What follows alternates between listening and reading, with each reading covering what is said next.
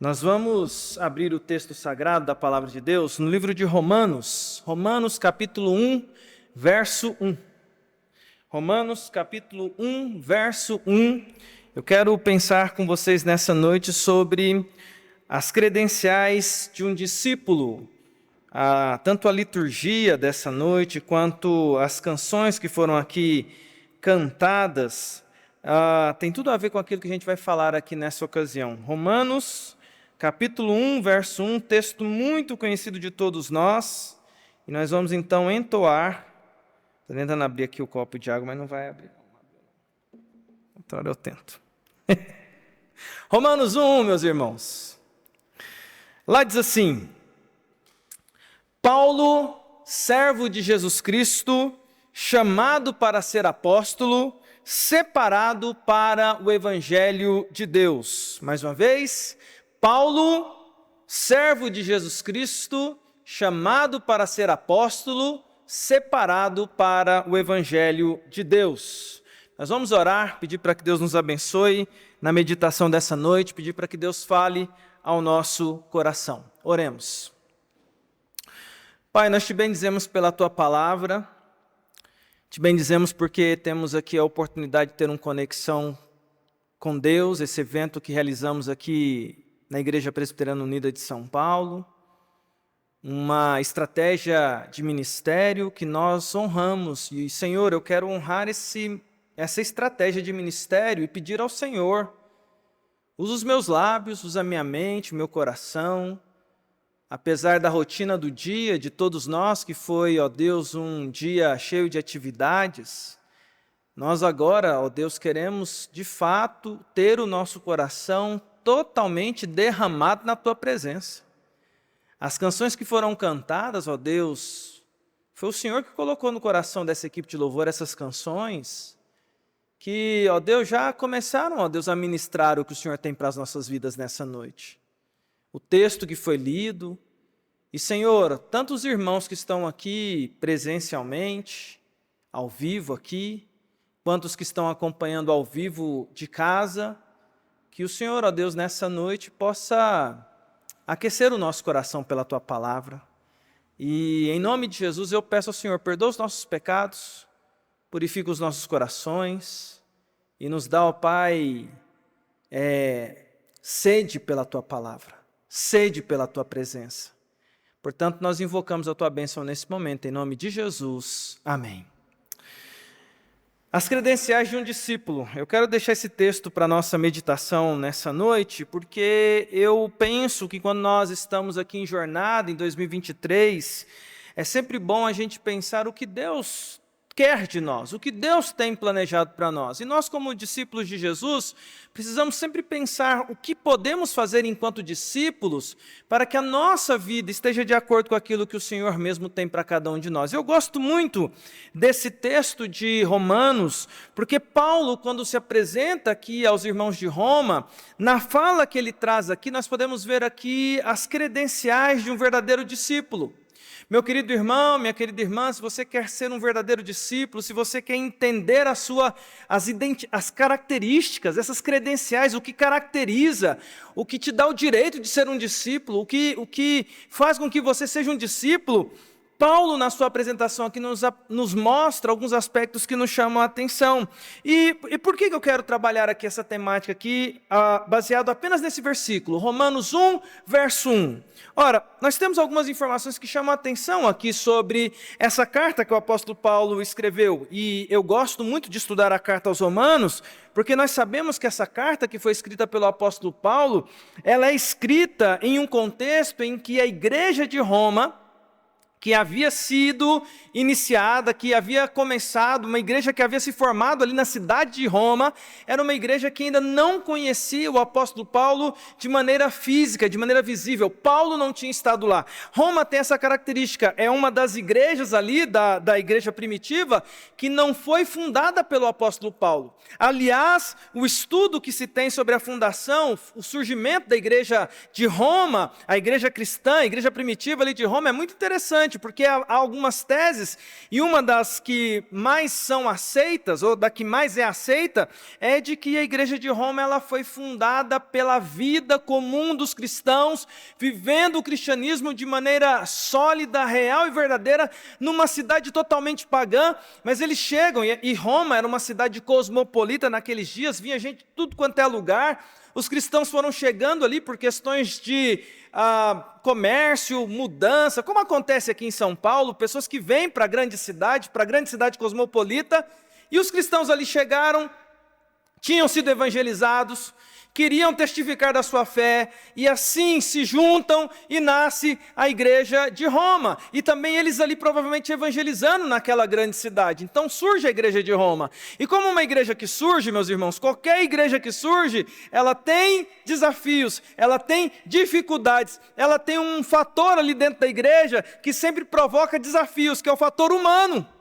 E é muito interessante porque aquele fator humano começa a ter ali alguns desafios. Isso chega aos ouvidos do apóstolo Paulo. E Paulo tem ciência, porque essa carta é escrita quando Paulo sabe, e Paulo está vivendo no seu ministério um momento em que ele desfruta de tanto de maturidade quanto de reconhecimento apostólico. A liderança de Paulo, a liderança daquele homem de Deus era reconhecida naqueles dias em que ele escreve essa carta. E tendo ciência disso, então Paulo vai escrever aos Romanos. Mas essa carta é muito interessante. A carta que Paulo escreve aos cristãos de Roma, a carta aos Romanos, ela como uma carta que alguém que vai se apresentar. O primeiro versículo é Paulo então se apresentando àqueles irmãos. Os irmãos não tinham visto Paulo. Paulo precisa se apresentar àquele grupo. E aí é que eu quero trabalhar com você nessa noite, as credenciais de um discípulo. Porque Paulo precisa olhar para si, e ele precisa descrever sobre si. E deixa eu pausar isso aqui para conversar com vocês rapidamente. Você já tentou se descrever? Porque descrever os outros é fácil. Aliás, nós como seres humanos temos uma facilidade quase que instantânea de descrever as pessoas, de olhar para as pessoas, identificar ali e fazer descrições. Se pedirmos para a gente fazer alguma descrição, é muito comum a gente conseguir descrever os outros e até mesmo já ter ali uma impressão sobre os outros.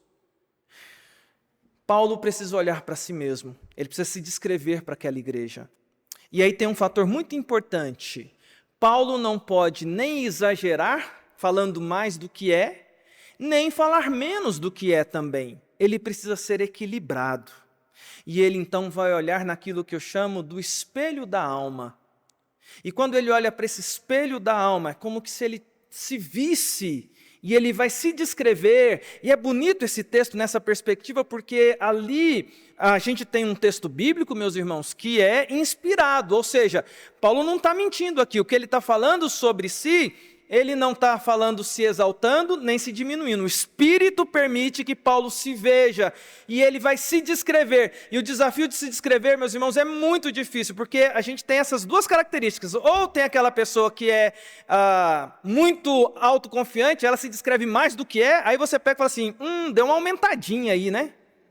Ou a pessoa quer ser muito humilde, porque fala assim, eu não vou falar que eu sou tudo isso que eu sou, né? E aí você, às vezes, vai se descrever, você tende a jogar mais para baixo para dizer o seguinte, se for para falar, deixa que os outros falem, eu não vou falar de mim mesmo.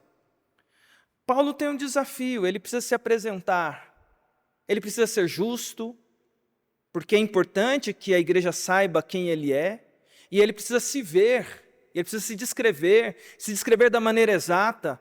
E as palavras que Paulo usa para se descrever, irmãos, revelam as credenciais de um discípulo. Coisas que precisamos desenvolver na nossa caminhada cristã. E eu convido a você, ao olhar para Paulo, vendo a si mesmo para se descrever, a que você nessa noite olhe para o seu coração. Olhe para o espelho da sua alma, não olhe para o outro, olhe para você. E como você se descreveria como um discípulo de Jesus? Vamos ao que Paulo diz sobre si, e eu quero dizer aqui sobre 3 características das credenciais de um discípulo. 3 aspectos que um discípulo precisa ter como servo de Deus. Paulo está se descrevendo, mas a primeira coisa que ele fala sobre si é Paulo, o nome dele, né? Ele está se descrevendo, sou eu, estou falando de mim, Paulo. E aí a primeira expressão que ele usa para se descrever, e é algo magnífico, porque, ao meu ver, descreve muito sobre como Paulo se enxerga. Ele diz assim, Paulo, servo de Jesus Cristo. A primeira credencial de um apóstolo é total dependência. Guarde isso no seu coração. Primeira credencial de um verdadeiro discípulo. Você para 2023, meu querido irmão, você que me acompanha de casa, a primeira credencial para você em 2023, para ser um discípulo provado e aprovado por Deus, total dependência. Paulo vai olhar para o seu coração, Paulo vai olhar para a sua vida, ele vai se descrever para aqueles irmãos, e a primeira coisa que ele diz sobre ele é que ele é um servo. A palavra original ali é doulos, que significa alguém que é um escravo. A gente sabe que, nós sabemos que a palavra escravo no português, ela carrega uma história doída, dolorosa, muito trágica no nosso país, e às vezes nós temos uma dificuldade de usar essa expressão, porque ela pode ser uma expressão que até hoje em dia é cancelada. E nós ficamos com receios de olhar esse termo. Mas, meus irmãos, eu preciso ir para o que Paulo está dizendo, e eu preciso ser honesto com o texto. E a palavra que ele usou ali é, eu sou escravo de Jesus. E isso implica em um conceito que está no coração do apóstolo Paulo, quando ele diz que ele é servo, quando ele diz que ele é essa pessoa que pertence a Jesus. O contexto daqueles dias, dessa palavra, vinha com o seguinte aspecto. Escravo era alguém que tinha sido comprado. Escravo era alguém que não era dono de si mesmo. Escravo era alguém que pertencia a alguém, que tinha um dono. Perceba como Paulo tem consciência do que isso significa. E a primeira coisa que ele faz questão de dizer ao se apresentar é, não está alguém aqui que é dono de si. Não está alguém aqui que é capaz de ter independência. Está alguém aqui que é servo de alguém. E ele não diz que ele é servo de alguém de maneira indefinida. Ele diz quem é o dono dele. Ele pega e diz, Paulo, servo de Jesus Cristo. Meus irmãos, uma primeira característica que eu quero deixar com você aqui nessa noite é que se nós queremos entender o que é discipulado de fato e de verdade, nós precisamos resgatar o conceito de que nós somos servos e totalmente servos de Jesus. Implica em dizer, meu querido irmão, que quando Jesus te comprou, e nós afirmamos isso aqui constantemente nas canções, na mensagem, no que a Escritura nos apresenta, que Jesus nos comprou para Ele. Nós não somos donos mais de nós mesmos. Nós somos comprados por Jesus. E isso implica em dizer que nós temos um dono. E se eu tenho um dono, esse dono manda em mim. O problema é que, volto lá naquela palavra eivada de carga ruim, de uma história ruim. Por quê? Porque é um peso histórico que a gente carrega. Mas deixa eu dizer uma coisa aqui para você pensar de maneira muito profunda comigo aqui nessa noite. De fato, se eu tenho sobre a minha vida alguém que é dono dela, mas esse dono é alguém cruel, esse dono é alguém que vai me humilhar, esse dono é alguém que vai me levar para a destruição, realmente, ser servo de alguém que é mau, deve ser uma das coisas mais terríveis. Mas aquele a quem Paulo diz que é dono da vida dele, foi aquele que pagou o preço pela vida de Paulo, morrendo por Paulo, dando a sua vida para que Paulo pudesse viver. É Jesus Cristo. E quando a gente pensa sobre essa perspectiva, eu gosto sempre de lembrar o seguinte, os laços que nos unem a Cristo, os laços que nos faz ser de Cristo e pertencer a Ele, são laços que nos dizem o seguinte, Jesus me comprou lá na cruz do Calvário. Eu não sou mais dono de mim mesmo, eu sou servo, eu pertenço a Jesus. Interpretar, entender isso, implica em dizer o seguinte, uma credencial de verdadeiro discípulo, verdadeiros discípulos, implica em dizer pessoas que abriram mão das suas próprias vontades para viver a vontade do Senhor. Me permitam contar uma história que eu me lembrei aqui. E quando eu descobri esse negócio, sabe, Roster? Quando eu descobri que eu não era mais dono da minha vida. Teve um dia que eu descobri isso, que eu não era mais dono da minha vida, gente. Porque não pensem vocês que, assim, tudo que foi proposto ao longo da minha caminhada, eu fui aceitando fácil. Ser pastor foi um ato de negar muita coisa, de sonhos que a minha mãe, que a minha família tinha para mim.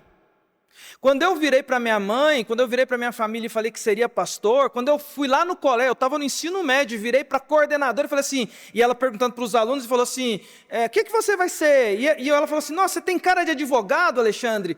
E eu virei para ela e falei assim, e ela falou, o que você vai, para onde você vai? Eu falei, vou para o seminário, convicto, alegre. E ela fez uma cara de decepção. Esse menino está estragando a vida dele. E eu lembro desse sentimento, que é o sentimento assim, eu estou abrindo mão das minhas vontades para fazer uma vontade daquele que me convocou para ser dele. E aí tem uma história muito forte, que eu até contei esses dias ali no vídeo do Peregrino da Alvorada, que me marcou muito, porque no dia que eu formei, irmãos, no dia que eu me formei, aliás, depois que eu fui ordenado, que eu formei, eu tive campo, e o primeiro campo que eu tive foi, eu morava em Anápolis, Goiás, primeiro campo foi para morar a 800 quilômetros de distância, numa cidade chamada Campo Grande, Mato Grosso do Sul. Quando eu virei para os meus amigos, eu tinha crescido naquela cidade, com aqueles amigos, os meus melhores amigos estavam ali, e eu lembro que quando eu virei para os meus amigos, falei assim, olha gente, eu estou sendo chamado para ser pastor lá em Campo Grande, Mato Grosso do Sul. Os meus amigos falaram assim, mas você não pode ser pastor aqui com a gente, não? Eu falei, não sou mais dono. A porta que Deus abriu é onde Deus está me direcionando. E aí eu lembro que no dia que eu fui pegar o ônibus para ir para Campo Grande, meus irmãos, um menino de 22 anos, que só tinha uma mala, um dos meus melhores amigos, que hoje é casado com a minha irmã, ele falou assim, Xande, e ele me chama de Xande, ele falou assim, eu faço questão de te levar lá na rodoviária. Esse meu amigo foi meu amigo da adolescência, a juventude toda até aquele momento, e eu nunca tinha visto esse cara chorar. Quando ele vai me pegar na porta da minha casa, eu com a mala, para ir para a rodoviária, ele entra no carro e ele vai da porta da minha casa até a porta do ônibus, chorando alto. Como que se ele estivesse perdendo um amigo dele. E aí ele chorava, eu nunca tinha visto esse cara chorar, ele chorava alto, um choro gritado assim. E eu lembro que quando eu entrei no ônibus, deixando a minha noiva na época, Patrícia, que a gente estava noivo, deixando os meus amigos todos, esse meu amigo querido estava chorando, aquela família que era os meus melhores amigos, deixando a minha mãe, deixando meu pai, deixando todo mundo para trás. E eu entrei no ônibus, o sentimento que veio no meu coração é, o que você está fazendo, Alexandre? Você está deixando todo mundo para ir para um lugar que você nem conhece ninguém? E, meus irmãos, eu lembro que quando o ônibus sai de Anápolis, e essa é uma cena que marca o meu coração, Anápolis é uma cidade que tem uma subida, assim, você olha a cidade de longe, ela vai ficando para trás. Eu lembro que a cidade, eu fui saindo do ônibus e eu estava olhando para trás no ônibus, olhando para trás e chorando, olhando para trás e chorando, as pessoas até assustadas, o que está esse menino aí? Chorando. E aí no meu coração veio uma palavra, e a palavra foi assim, aquele que lança mão no arado e olha para trás, não é digno de mim. Meus irmãos, essa palavra emergiu no meu coração. Deus é testemunho do que eu estou falando aqui para vocês nessa noite. Eu estava chorando e olhando para trás. A palavra emergiu no meu coração. Eu enxuguei as lágrimas. Olhei para frente e falei, Senhor, sou teu. Faz na minha vida o teu querer. Desde esse dia até hoje, irmãos, eu nunca mais olhei para trás. Deixa eu dizer uma coisa para vocês, se você não entendeu. Ser servo de Jesus implica em você fazer morrer as suas vontades, para que prevaleça a vontade daquele que te chamou. Ele te comprou com precioso sangue, ele te deu uma eternidade, ele é o seu Senhor. A palavra Senhor implica que ele é nosso dono, é ele que manda, e a gente obedece. O bom de obedecer é que nessa história que Deus me levou para viajar, desde daquele dia lá que Ele me tirou de Anápolis, meus irmãos, eu só tenho vivido delícias, aprendizados e grandes aventuras debaixo da graça daquele que me chamou. Ele tem te chamado também. Não diga não àquele que é dono da tua vida. O meu segundo argumento com vocês nessa noite, Paulo ele começa dizendo, sou servo. E quando Paulo está dizendo isso, que ele é servo, nós temos aí um segundo aspecto, que diz o seguinte, Paulo, servo de Jesus Cristo, chamado para ser apóstolo. E aí nós temos uma segunda característica que Paulo está olhando nesse espelho da alma para se descrever. Primeiro, ele sabe que ele não é dono dele. Ele tem um dono, e o nome do dono é Jesus. Mas a segunda coisa, ele tem ciência, e o meu segundo argumento com vocês é, ele tem convicção da missão. Aliás, ele tem convicção da vocação dele. Porque ele diz assim, eu fui chamado. Mas ele não diz que ele foi chamado para uma coisa indeterminada. Ele diz assim, chamado para ser apóstolo. Quando Paulo coloca essa característica, e é a segunda que ele coloca, não é a primeira ele diz que ele é servo. Mas segundo ele diz o seguinte, esse servo recebeu uma santa convocação específica para ser apóstolo. Paulo sabe para que ele está nesse mundo. Paulo sabe qual que é a sua missão. Paulo sabe da sua vocação, e isso é uma coisa muito bonita, quando ele vai se descrever para aqueles irmãos, ele está olhando para o coração e ele tem ciência, exatidão do porquê que Deus chamou ele para algo. E é muito interessante, porque ele diz assim, chamado, ele está no aspecto aqui passivo, ele não está no ativo, ele não está dizendo assim, eu me chamei, eu me escolhi, eu me designei para tal função. Que às vezes a gente faz isso, né? Eu às vezes faço muito isso. Quando alguém vai distribuir tarefas, eu falo assim, eu quero aquela tarefa ali. Eu quero aquela, porque de repente aqui vai ficar melhor para mim. O apóstolo Paulo está afirmando aqui que quem chamou e quem deu para ele algo, um ministério, foi Deus. Ele coloca no sentido passivo, Deus me chamou, Deus me convocou, e me convocou especificamente para isso. Meus irmãos, se tem uma coisa gostosa na vida cristã, além de saber que nós temos um dono que nos ama e a quem nós chamamos de Senhor Jesus Cristo, por isso que Ele é Senhor, Senhor e Rei, Rei das nossas vidas, nosso governador, nosso soberano. Se tem uma coisa gostosa, além de saber que nós temos um Rei, é que esse Rei tem propósito nas nossas vidas, tem plano na nossa história. E se tem uma coisa que dá um gosto na nossa vida, é quando a gente sabe que a gente está vivendo dentro do propósito daquele que nos salvou. Ele nos salvou e nos chamou para algo. E como é gostoso você estar em determinado momento da sua vida e você olha para o seu coração, você olha para aquilo que você faz e você pensa assim, eu estou fazendo aquilo que Deus me chamou para fazer. Eu estou vivendo aquilo para o qual eu fui criado. Eu estou vivendo aquilo para o qual Deus me chamou. E eu trabalho muito com jovens. Com certeza meu ministério atualmente mais forte é com jovens. Sou pastor de jovens aqui dessa igreja com muito orgulho. Se tem algo que um jovem passa de desafio, é essa interrogação. Porque são muitas ofertas de funções, de trabalhos. A gente vive numa sociedade que cobra dos meninos e das moças cada vez mais novos, que eles já digam para que eles servem. E aí faz teste vocacional de um lado, e o teste vocacional, meus testes vocacionais, meus irmãos, dava 50 coisas, dava um monte de opção. Aí você fala assim, gente, dá para advogado, dá para dentista, dá para médico. No teste vocacional não tem pastor, né? Não aparece lá pastor. Mas aparecia um monte de opções. E você fala assim, meu Deus, para qual que eu vou? E eu costumo ver essa crise nos corações de saber realmente para que nós estamos aqui nesse mundo. Eu gosto desse texto do apóstolo Paulo, porque Paulo diz para mim e apresenta para mim que Deus, e eu afirmo isso para você aqui nessa noite, você que está nos acompanhando, Deus quer revelar a você o propósito da sua existência. A pergunta é, você já perguntou para Deus por que Deus te colocou no mundo? A pergunta é, você já teve coragem de perguntar para Deus, Senhor, onde o Senhor quer me usar? Porque não é que Deus não quer falar, é que às vezes a gente não quer perguntar e ouvir uma resposta que vai de desencontro àquilo que a gente planejou. Bem, é o que eu tenho visto muitas vezes. Porque Deus, Ele tem prazer em revelar os seus planos. E Ele não nos colocou nessa geração, meus irmãos, ao acaso.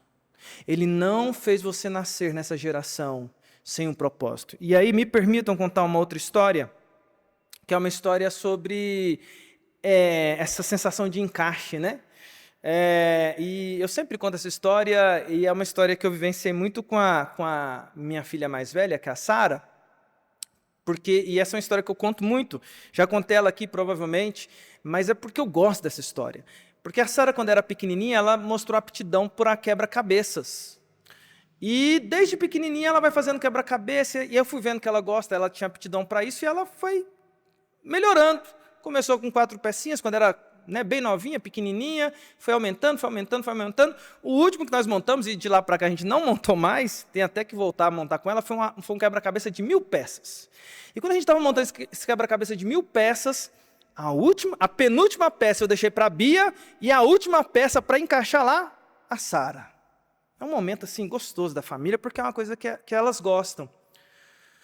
Mas muitas vezes, em muitos momentos de família montando quebra-cabeça, vez ou outra a Sara, ela chegava em mim e falava assim, papai, eu não consigo encaixar essa peça aqui, papai. E aí eu falava, não, minha filha, paciência. Aí ela falava assim, não, mas o desenho não está fazendo efeito, a forma não está funcionando. E aí eu já vi algumas vezes que ela tentava forçar um encaixe num formato que não era o formato do quebra-cabeça, e às vezes até o formato parecia, mas quando você olhava para o desenho, não dava, não equalizava com o todo.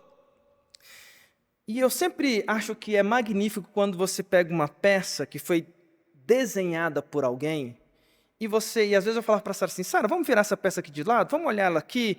E é magnífico quando você pega a peça com o formato certo, com o desenho certo, e ela se encaixa no local que ela foi planejada para se encaixar. Eu fico imaginando aquela pecinha, e já viu como é que a peça encaixa direitinho assim, ó?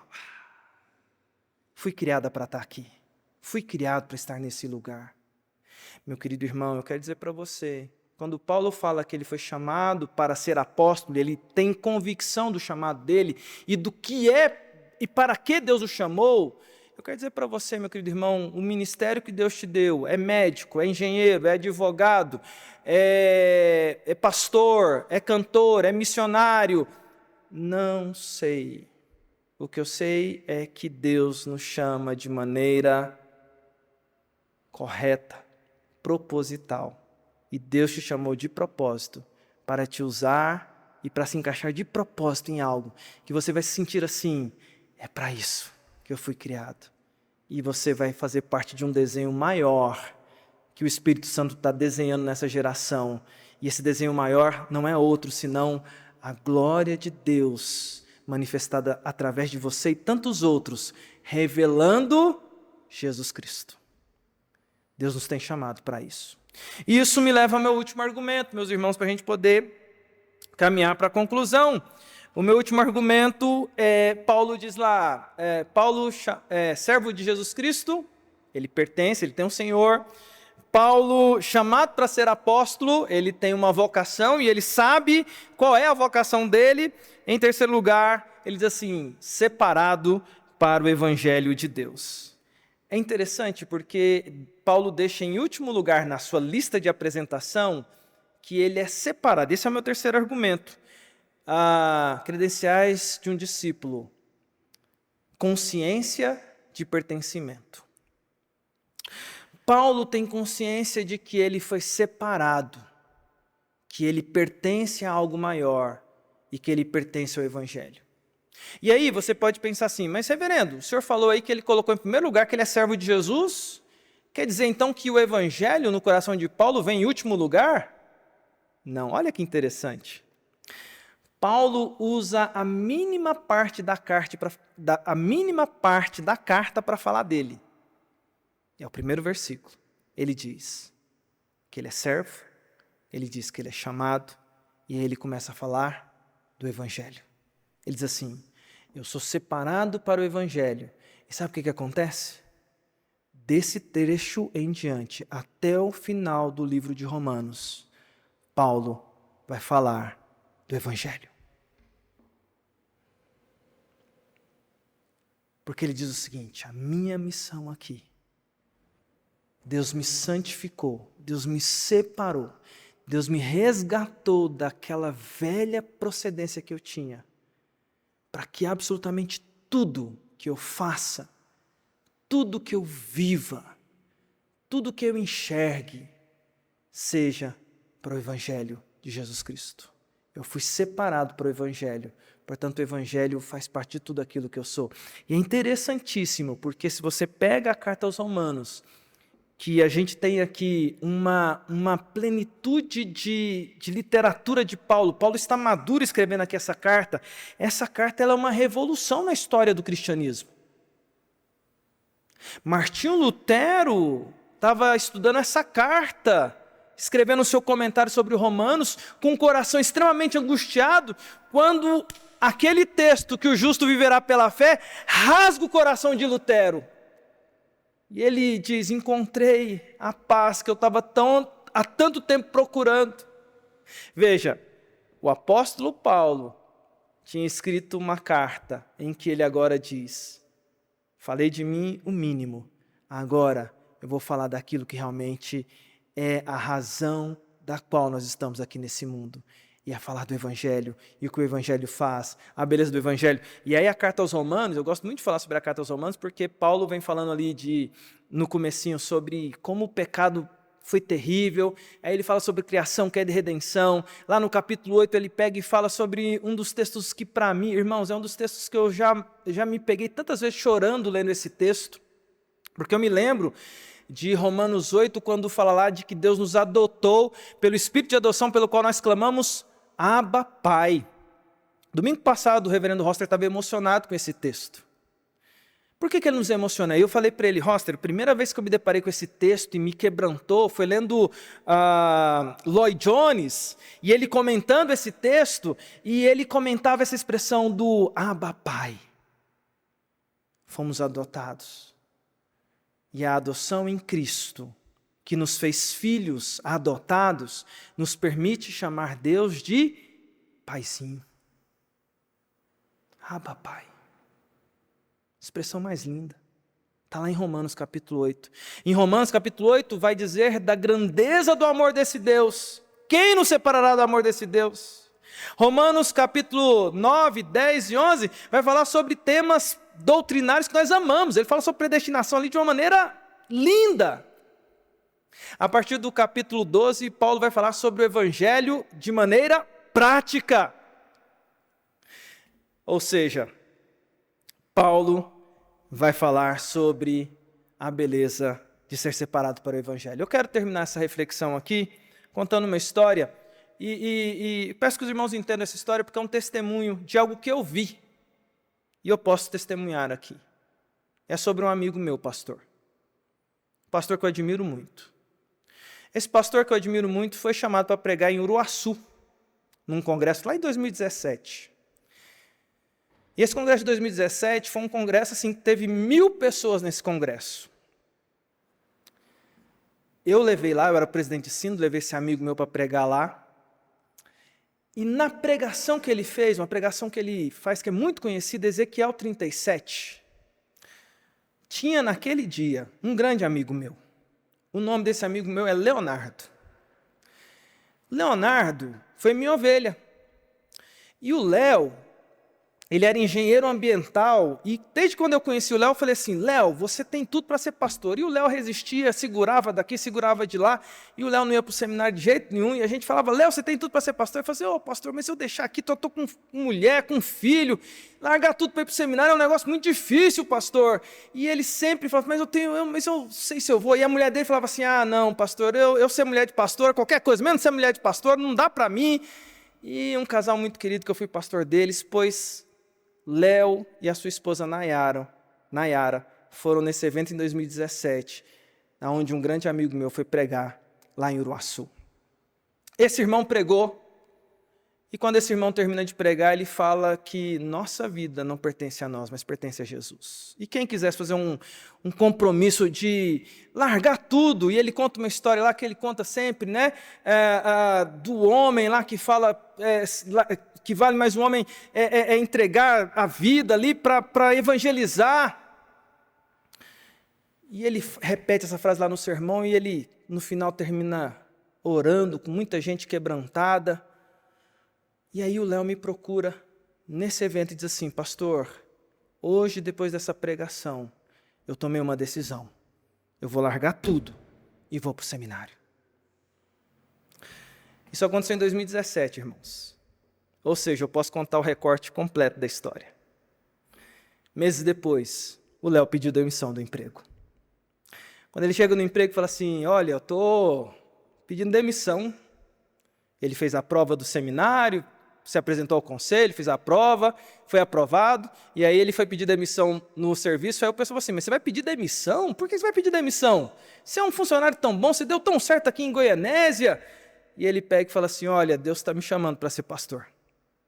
E o chefe dele vira e fala assim: rapaz, agora que você falou, você parece um pastor mesmo, e você foi bênção aqui com a gente. O chefe dele, que não era crente, vira para ele e diz assim: Deus te abençoe na sua jornada. Ele vai para o seminário. Passa o primeiro ano, vence. O segundo ano, vence. O terceiro ano, vence. O quarto ano, vence. E há 2 anos atrás, final de 2021, o Léo foi ordenado ao Sagrado Ministério.